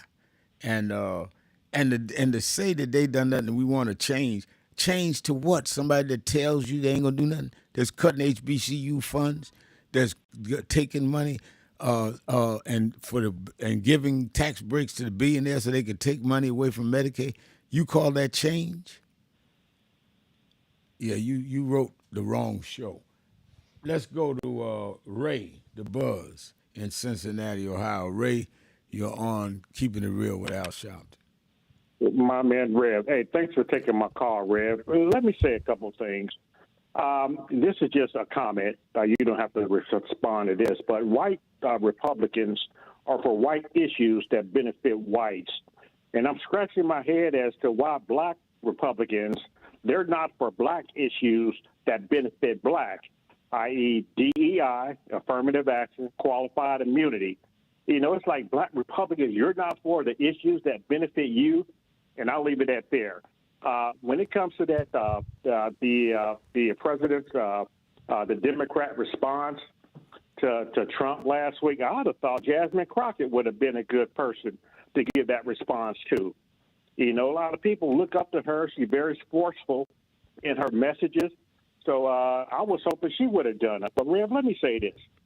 Did your last caller, was that Pam? Did she say, as far as she's concerned, Vice President Harris is the leader? Yeah. Okay, and I somewhat, if she puts herself out there, I would agree.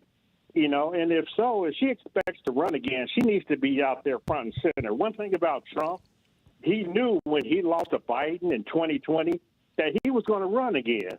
You know, and he stayed on the campaign trail. He stayed in the news because of his crimes. And I live here in Cincinnati, Rev. J.D. Vance, he was in the area about 10 minutes from me, taking his son out for a walk. And they got this on tape.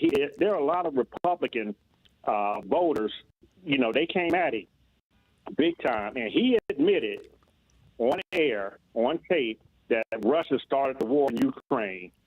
You know, so he kind of contradicted his own president, Rev. But let me ask you a question, Rev, and then I'll leave it at that. Have any other Republican president even thought about firing or cutting thousands and thousands of federal jobs like Trump has done? Do you know of? I'm racking my brain. I've not even heard a Republican president even discuss doing that. No, I can't recall any of that. and not only, you know, to pour salt in the wound, Ray and Antoine, is not only is he cutting federal jobs, he's having a billionaire over it.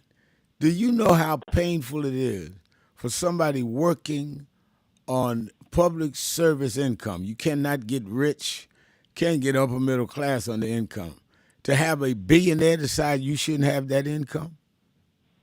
I mean, you can't get worse than that, Antoine. Well, I think I might have said this on your program last week, but just in case I didn't, I know I said it on MSNBC.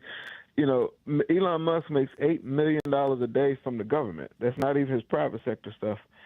And the average Social Security recipient gets about $65 on average in payment in terms of dollar that they actually get from the government. And so when you think about the comparison of the two, the $8 million man trying to cut the $65 person, I think that math don't math. And I think that's the context that we have to have. And if government was such a problem why is it just a problem under Donald Trump? We've had Republican presidents. We've had Republican Congresses. Speaker Johnson was in charge of the last Congress. They didn't cut. They were trying to raise USAID money. They weren't trying to decrease it. They were trying to put money at the Department of Defense and these other places. That's why we all know this is more political than anything else, but it's going to hurt people more than anything else. Let's go back to the phone. Let's go to Ronnie in Georgia, WAOK. Ronnie? We just lost him. All right, we lost Ronnie. Let me go to Ann in Maryland. Ann? Oh, I do listen to you every Saturday and Sunday on MSNBC and on Saturday morning on Impact.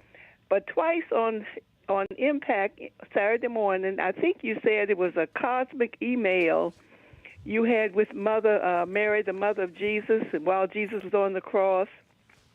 Now, you told us what you said to Mary, which gave me goose pimples. But before you could tell us what Mary said to you, the program always ends. So could you just real quickly tell us what she said to you? Because I'm sure it was beautiful. You was watching. I said that Mary sent back an email saying that the reason she could leave Calvary before everyone else, while her son was still laying there being crucified, is because, Reverend Al, you must understand that I was the only one at Calvary that had been at Bethlehem 33 years earlier. So I knew who he was because I had him before I was ever touched by man. So I knew that I had to leave Good Friday to get ready for Easter Sunday. And when you have Mary's kind of faith, no matter what happens to you, you know the resurrection's coming. So Mary said, I could lead a crucifixion because I was assured of the resurrection. That's it. Praise God. That's beautiful. I've been wanting to hear that, and this is the first time I've ever called on the phone to anybody and you. But I really admire you, and I pray for you. And you have really lost a lot of weight. You look good. I see you. I feel it. You, like I said, yes. God bless you. I'll let somebody else talk. All right, I appreciate your call. I do appreciate your call. Let me go. Do I have time for one more? No, let's go. All right, let me say this. I'm going to switch from live stream because I'm getting in the car. I'm on my way uptown to Harlem, but I'll be on the phone taking the calls with Antoine. I'm headed up to Harlem to do the eulogy at Roberta Flack's funeral, but I can talk to the rest of the show from the car and the church. Let's take a break. We'll be right back. Antoine, don't go anywhere. Keeping it real. Sharpton. Antoine Seawright. Be right back. Keeping it real. Thank you for joining us for Weekdays Live with Reverend Al Sharpton. Take the time to share this broadcast right now. Tell your friends it's time to keep it real with Reverend Al. Comment your questions now in the chat or call Reverend Al Sharpton directly on air at 877-532-5797. Now stay tuned for Reverend Al. This is Reverend Al Sharpton. As you watch the broadcast, support National Action Network. Go to www.nationalactionnetwork.net and be involved. You can join, take your membership right online, www.nationalactionnetwork.net. Getting ready to start the program, but we need you to be part of the movement.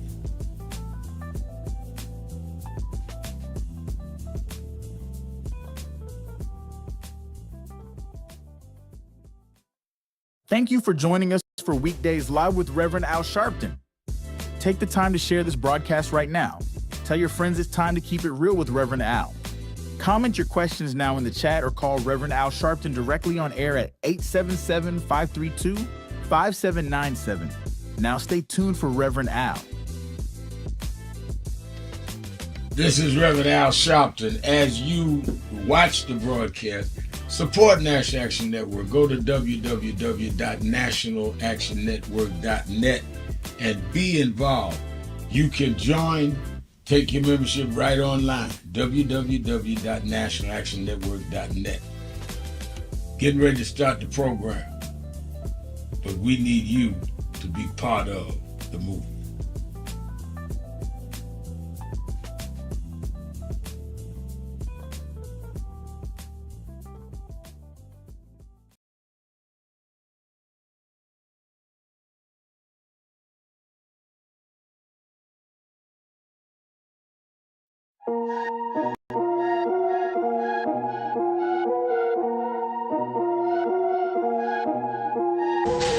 The more you grind, the more you realize that people look and behave exactly like the choices they make every day.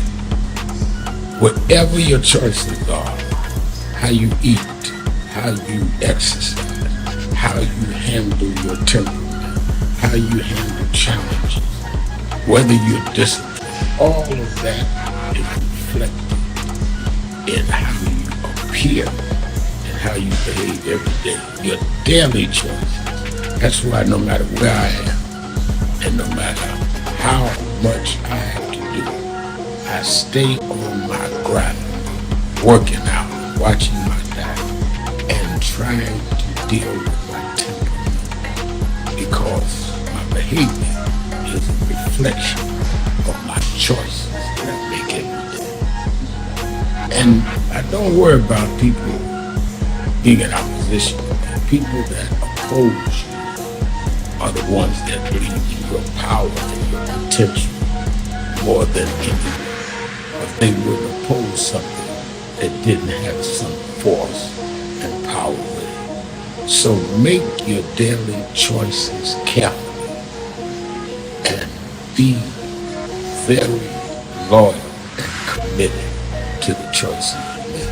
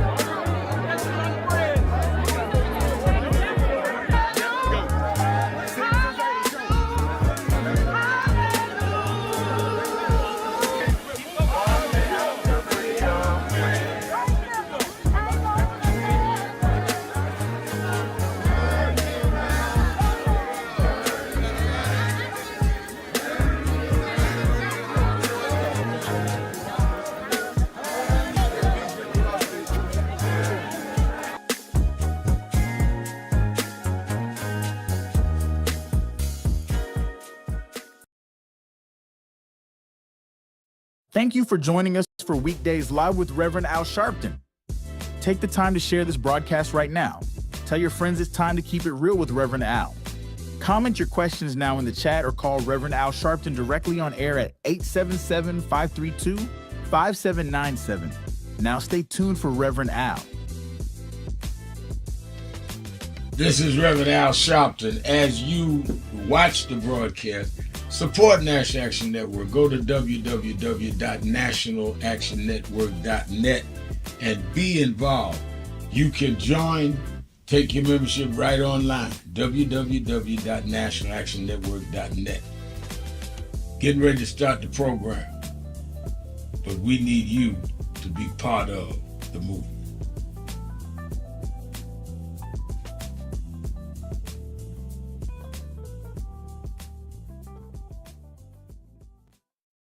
Work is required. And if we can't stand up now, you got a president in the White House that has said outright, I'm not going to have diversity. Outright said he's not going to deal with the question of racism. Outright said he's suspending anything that guarantees that we're going to deal with the question of racism. In fact, he said they are oppressing white folk. What Trump said. And you are not saying nothing, and you in the pulpit. Well, every prophet in the Bible, everybody in the Bible prophesied and preached according to the time in which they lived. There are no out of place prophets. There are none that God sends to discuss what happened or what's going to happen.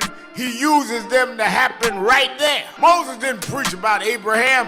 He got the strength from the lineage of Abraham to lead the Exodus. What will they say about our story? What will they say about our generation? If when you have blatant racism, you two are afraid to stand up and call the truth out.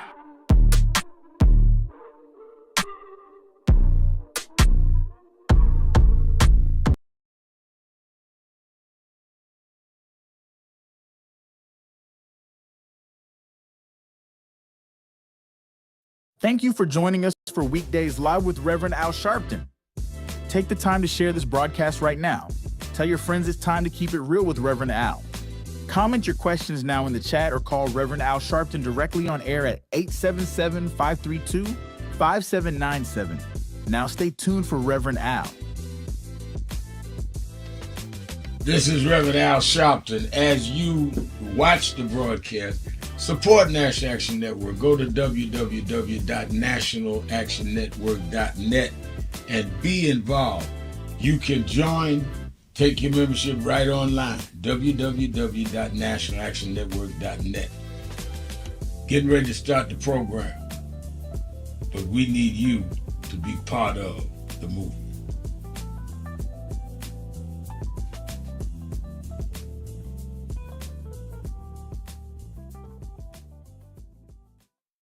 New York Times says he's not only the most important person right now in the civil rights movement, but the New York Times says you're the most important person in the Democratic Party.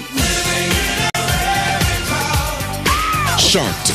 I am here, Reverend Al, with Dr. Glenda Glover at Tennessee State University, and I have the Tennessee State University leaders who all want to thank you for being our civil rights leader. The Attorney General of Black America, Ben Crump. Commitment to justice.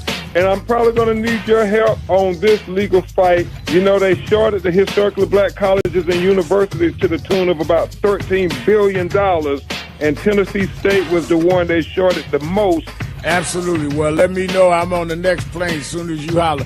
You know, when Ben Crump called, I don't even question it. I just head to the airport and get the details on the way. Live from the National Action Network corporate headquarters in New York. Keeping it real. It's Hot Button Monday. And now, America's #1 civil rights leader, the Reverend Al Sharpton. You're live. Keeping it real. Keeping it real. I'm your host, Reverend Al Sharpton. Antoine Seawright is with us, and I'm doing live stream for one more segment, then I'll finish everything in the car going to Harlem to do the funeral services of Roberta Flack.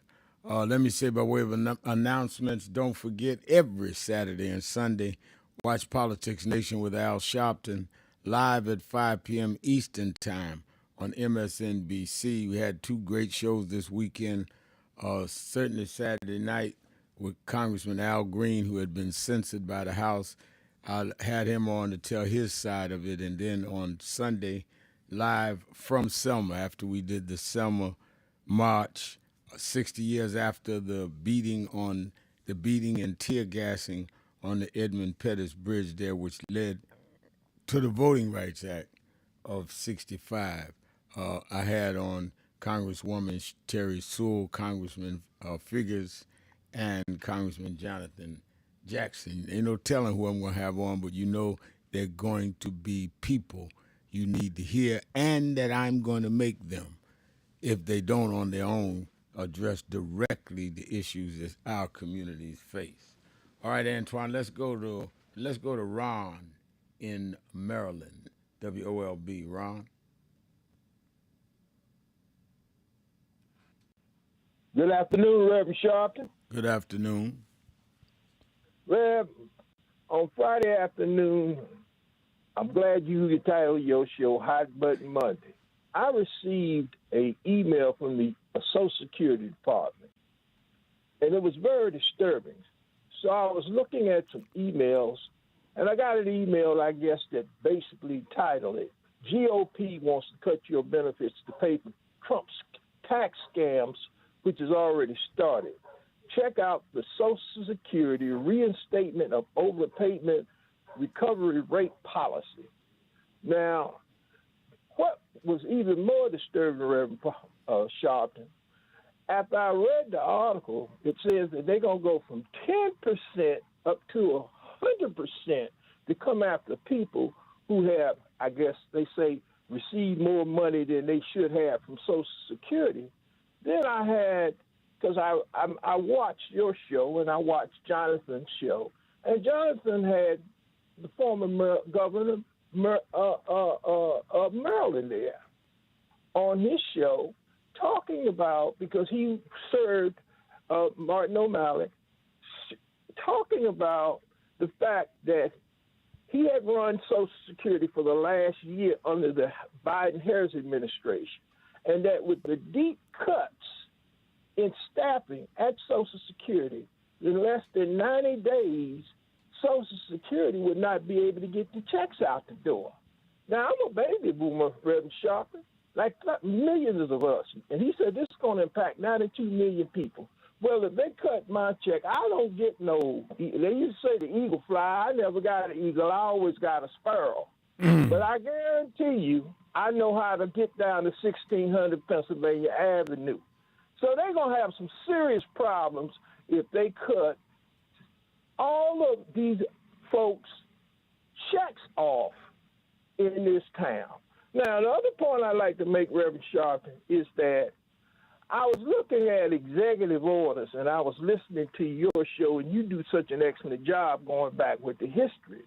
But I Googled it, and it looks like from the Emancipation Proclamation all the way down through the 13th, 14th, 15th Amendment to Harry Truman to Johnson, everything that's dealt with the advancement of our race in this country was an executive order by a president, and whether it was the Dixiecrats at that time or now the Republicans, these white folks done played games with not allowing bills that have been introduced by our legislatures to get to the floor so they can be codified in law.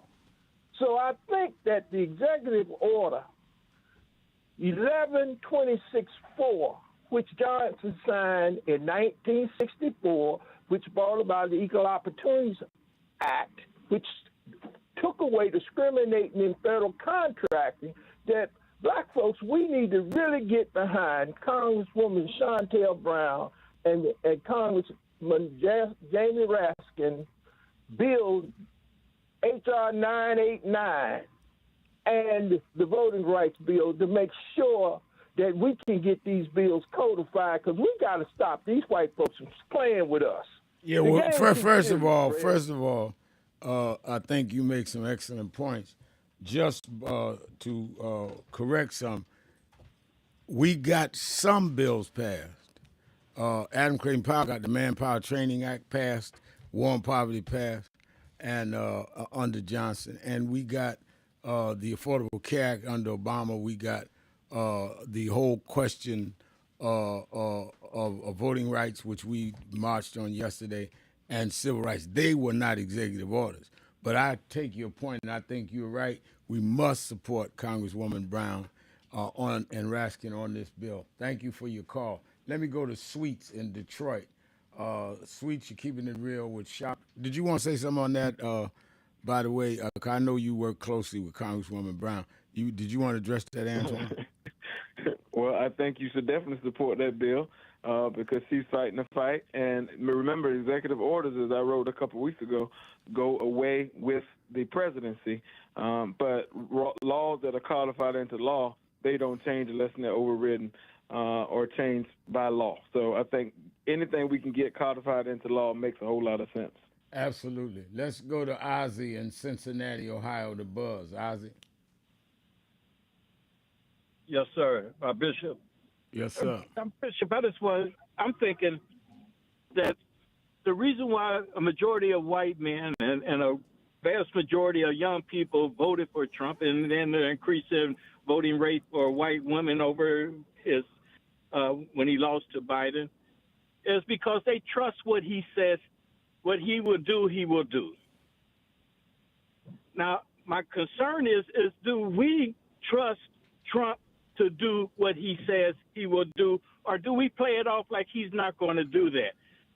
And what I'm mostly concerned with is his remarks during the election when he spoke to Christians about if you vote me in, have to vote again. I don't see that there's a lot of alarm in our community for this. Do you have alarm for that? I have absolute alarm. I think that if he could get away with changing the Constitution and run for a third term, he would definitely do it. And I think you're right. He has said what he's going to do, and his folks believe it and vote for him. And our folks say, oh, he's just talking. And he gets in and does exactly what he said he was going to do, or at least tries to. The one thing you got to give Trump, he doesn't hide. He has no shame. He doesn't hide his agenda. And why some people, I'll give you an example that comes to mind. When they passed the Voting Rights Act, part of the real teeth of the Voting Rights Act is 65, that lasted all the way till they watered it down a few years ago, and it's still there. They're trying to eliminate it altogether. But part of it was pre-clearance, that you could not in the states and counties that they had deemed as having a history of discrimination, could not change anything in the voting process in their counties or states without pre-clearing it with the Justice Department. Byron Daniels, who's been the black guy in Florida that ran around the country saying Trump be better for black men, he's now running for governor of Florida with Trump's endorsement. You saw him on my show. Me and him got into it pretty heated. He went down to Selma and stood in front of the bridge the other day and said that we do not need pre-clearance. Pre-clearance does not mean anything, which is the whole teeth of the whole Voting Rights Act. If they don't have to pre-clear changes, then the Voting Rights Act doesn't mean anything. And we are more attentive to people, and he's a congressman now, and on his way to try to be governor of Florida. We are more attentive to blacks that we are on our side that we don't think may be loud enough than they got blacks out here outright standing at the Edmund Pettus Bridge defying the Voting Rights Act of pre-clearance. That is abominable. Let's take a break. Be right back. Keeping it real. Sharpton. Be right back.